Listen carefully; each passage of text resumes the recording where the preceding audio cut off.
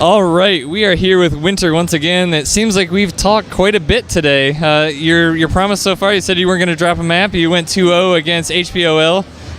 A couple of, it seems like similar builds out of Terran that we've seen today. I mean, that's the similar thing we've seen. Is that what you expected? Well, right off the bat, it was Akalon, and that was the map he picked in his last series where he went Blue Flame Hellion. He did a 1 Raxid span into Blue Flame Hellion. So this map, I saw him doing 1 Raxid span, and he saw my gas, so he's thinking Speedlings. So I thought I would mix it up a little bit and go Roaches. And then I brought the Overlord in so he wouldn't be in his bunker. And that was pretty much just assuming he was going to try to do some sort of Hellion play, which I was pretty sure about based on his previous games. So even if he had known it was coming, it would have been tough to stop. Game 2, he picked Whirlwind. I didn't really think he was going to play a macro game against me, so what options does that leave him? So he actually drew my drone off. He actually pulled one of his STVs towards one of the other bases, threw me off a little bit, or I would have sent my Lings right to his base and maybe done some damage, but it was pretty obvious when he picked Whirlwind what was going on. Yeah, when we saw that drone get killed, we're like, oh my gosh, what's he going to do now? I mean, he's been able to keep that drone alive so much in his base so much that, that was a thing you didn't have. So, I mean, you said that affected your gameplay. I mean, did that just from a scouting perspective, or did that just say, you know what, I'm just going to go Lings now? Well, I had already seen all I needed to see. If I see a 1 Raxid span, I already kind of know what build I'm doing, no matter how quickly the drone gets picked off, So, okay, so you were able to take those out. I mean, are you seeing this? You're seeing the same things from Terran pretty consistently through this tournament. Do you expect going forward that you'll see much different? I think Trifork's going to try some 3CC builds. I won't confirm or deny whether I'm going to whip out a 6-pool or not. Just put that out there. But I look forward to... I know I've gone up against Triforks before. We've gone pretty even in straight-up games. We'll have to see if I find any opportunities to not play so straight up or not. Okay, so, we were talking in the last set, too, that, it seems it's been a factor. We haven't really seen any really cheese plays. I mean, HBO did try and do a double proxy racks against you, which you saw with your drone. Were able to shut down pretty well. But, I mean, straight up cheese. I mean, how much in a best of 3 does that kind of affect your decision-making as opposed to a best of 5 or a best of 7? My cheese or my opponent's? Just in general and yours. I'm thinking, well, it kind of comes down to the map choice. Game 1, that's where all the mind games happen. You can't really determine what your opponent's going to do based on the map, so you kind of just have to do your thing and then know how they'll react to it, whether you win or lose from that point. That's my mindset. If I'm going to cheese...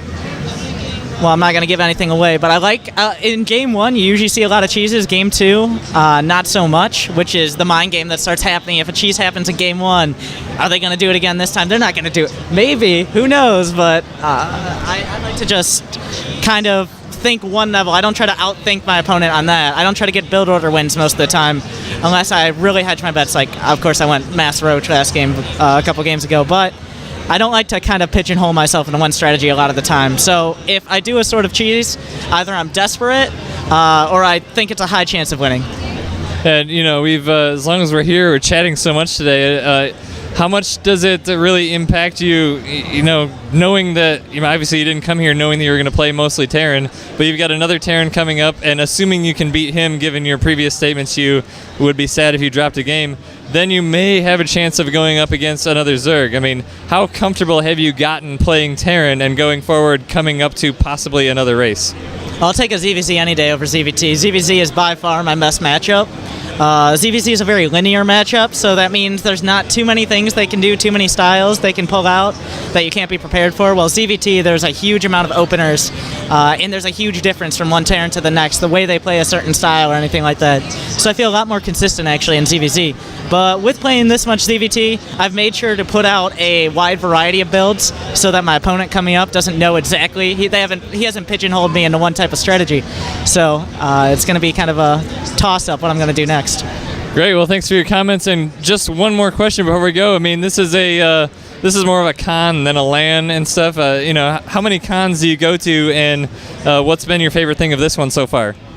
So far, I've enjoyed winning, but as for conventions, I'm not a huge convention attendee. I recently attended the WCS season finals in Toronto, which was amazing, but of course it doesn't really fit the same mindset, or at least the same description that this would. It's a little bit interesting, a little bit something different than I'm used to as a frequent attender of MLGs, NASL, WCS, anything like that. It's definitely a different vibe you're getting from it.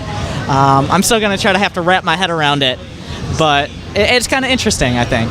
That's what I'll commit to. All right, well, thanks for your time once again, and we will be seeing another match from you after our dinner break. Speaking of dinner break, we are going to be taking an hour break now. It's about 5:30 Eastern time. We'll be coming back to go live with our next match at 6:30, so do stay tuned for that. We're going to keep the stream up and play some music, so hang out and chat, talk with each other, talk with us.